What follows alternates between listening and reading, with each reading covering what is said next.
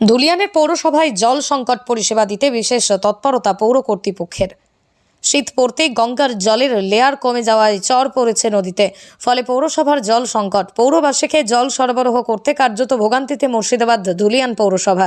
সাধারণ মানুষকে জল পরিষেবা দিতে জেলার লেয়ার অন্যত্র সরানোর কাজ শুরু করেছে পৌর কর্তৃপক্ষ। সেই লেয়ার অন্যত্র সরানোর জন্য 24 ঘন্টার জল পরিষেবা বন্ধ ধুলিয়ানে।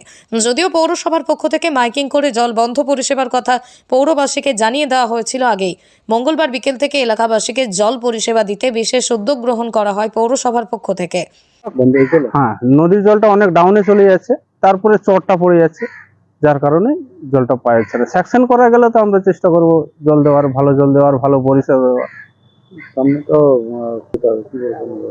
সেটা তো গঙ্গার যেটা ধর্ম,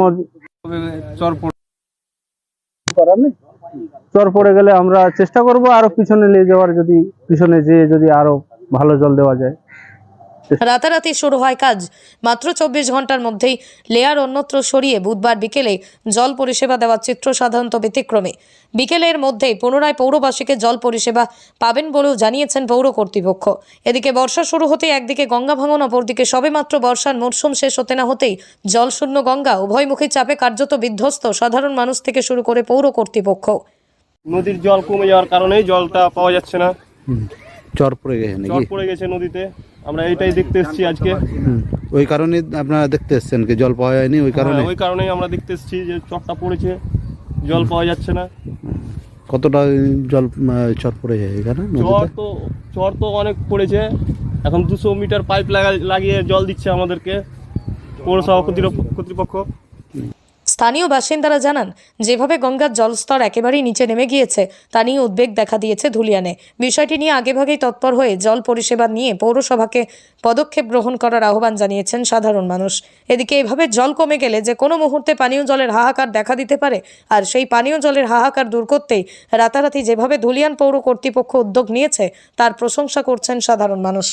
আমাদের যেখানে পার্মানেন্ট ইনটেক ছিল সেখানে জলের লেয়ার মানে শেষ হয়ে গেছে, নেমে গিয়েছে, যার ফলে আমরা ওখান থেকে আর একটা নতুন ইনটেক আমরা বের করেছিলাম, সেখান থেকে জলটা সাপ্লাই করছিলাম, কিন্তু সেই জায়গাটারও লেয়ার নিঃশেষ হয়ে গেছে এবং আমরা আর একটা 250 মিটার দূরে, সেখান থেকে 250 মিটার দূরে আর একটা আমরা লেয়ার পেয়েছি।